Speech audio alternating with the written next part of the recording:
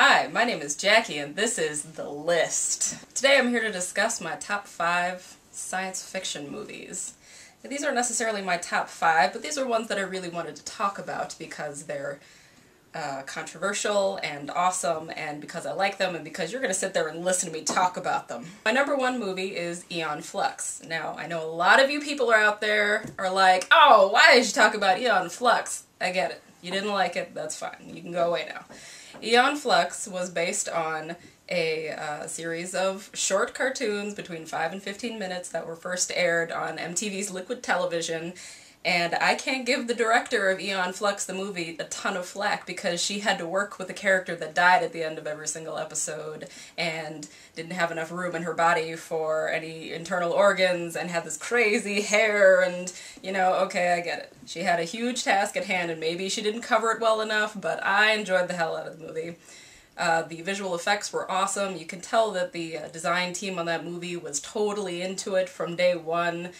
Charlize Theron is hot, and that's about it. The second movie is Ghostbusters, the 1984 film. Bill Murray, back in 1984, was quite hot. The rapport between Dr. Venkman and Ray is stunning, and it is almost exemplary of that particular comedy group's talents. The visual effects in Ghostbusters were, I wouldn't say they were ahead of their time, but they were pretty awesome. To this day, they scared the living shit out of me, and I had to have my parents explain to me why I couldn't go into the field of parapsychology, just like my hero, Dr. Venkman. It was a very heart-wrenching phone call I had last week. Number 3 for me is Blade Runner. It was done in 1982. 1982, Harrison Ford was hot, of course, so I love the movie. Blade Runner was kind of a really influential science fiction film.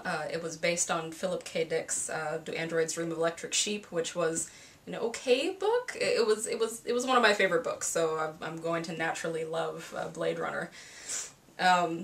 What I liked the most about Blade Runner was the visual effects. They were well ahead of their time, and they still hold up nearly 30 years later.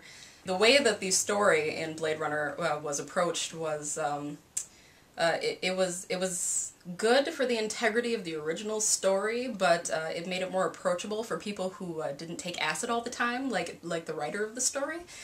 So you could understand it, and you could think about it, and all that wonderful jazz. So, my number 4 film was The Fifth Element.